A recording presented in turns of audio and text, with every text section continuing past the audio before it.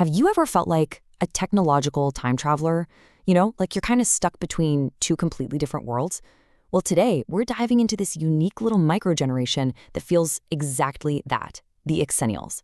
And we're going to explore why this in-between thing, it isn't a bug. It's actually your greatest superpower. So does this question just hit you right where you live?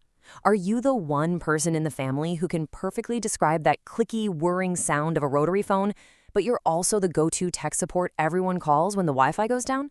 Yeah, if you're not in your head right now, then this one's for you. Look, for pretty much your whole life, you've probably been shoved into one of these two boxes. When you're hanging out with Gen X, you feel just a little too young, right? You didn't really experience the 80s as a teenager. But then, when you're with millennials, you feel a little too old because you have these crystal clear memories of what life was like before the internet even existed. Neither label has ever really fit. So what does that make you? Well, you're a Xennial. It's the name for this small but really distinct group born roughly between 1976 and 1985. And the single biggest thing that defines you, the thing that really sets you apart, is this incredible combo. You had a completely analog childhood, and then bam, a fully digital adulthood. Now, here's where it gets really interesting. Think about what that transition actually means for your brain. This is more than just nostalgia, it's basically neurology. Your brain's most formative years were spent learning one set of rules, and then right when you were hitting your stride, the entire world changed the game on you. Just think back to some of these moments for a second. The carefully folded, handwritten notes passed under a desk in class, the sheer commitment of making plans on a Friday and then just showing up, no on my way texts, or the absolute finality of missing an episode of your favorite show. It was just gone. And maybe the wildest one of all, the feeling of being completely, wonderfully unreachable for hours on end. That was just normal. All of that experience built a pretty unique skill. You see, because the whole digital revolution blew up while your brain was still in its prime development phase, you became what you could call technologically bilingual. You are fluent in the analog world. You get the value of a face-to-face conversation, and you remember life before a phone was glued to your hand. But you're also kind of like a digital native. You can pick up new software pretty instinctively without that fear that some older generations might feel. Okay, let's talk about something I think we can all relate to. Just picture it for a second. Your most awkward phase. You know the one. That truly terrible haircut, the questionable fashion choices. You got it? And here is the huge difference for Xennials. That image, it lives in your head or maybe in a dusty photo album at your parents' house. It does not live in a permanent, searchable, taggable digital archive for anyone and everyone to find forever. Your embarrassing moments actually had the freedom to just fade away. And this points to a really big psychological advantage.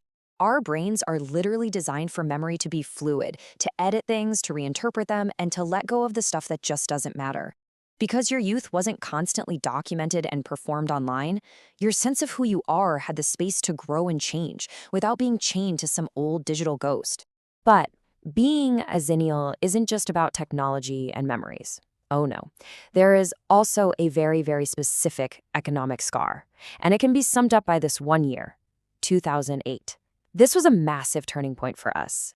So many of us were just getting our careers started, maybe buying our first homes, or just trying to get some kind of professional footing, and then the financial crisis hit. It created this lasting hum of anxiety in the back of our minds about money. It's that little whisper that never quite goes away. So you end up with this hybrid economic mindset. You've got the skepticism and the sort of figure-it-out-yourself self-reliance of Gen X, but you're also carrying the economic burdens that we usually associate with millennials, that heavy weight of trying to build a stable life in a world that feels, frankly, super unpredictable. So after all of that, the tech whiplash, the economic anxiety, this feeling of never quite fitting in, where does it all leave us? Well, it leaves us right here. You are the bridge generation. You're one of the last groups of people with real living memories of the before, the pre-internet world. You absolutely mastered the after. And because of that, you can translate between the two. This right here, this is your superpower. You can hold all these contradictions, and they don't feel weird to you. You can be deeply skeptical about things, but still weirdly optimistic about the future. You can live a life that is deeply digital and at the same time deeply analog. And that, my friends, makes you absolutely vital. You're not too old, you're not too young, you're not out of place. You are the translators. You are the only people who can really truly explain the world we lost to the generations coming up, and explain the world we have now to the generations that built the one before. So, I'm going to leave you with a question to chew on. After hearing all this, do you still feel like you're just caught between two worlds? Or are you maybe ready to embrace your status as something way more powerful, a transitional expert?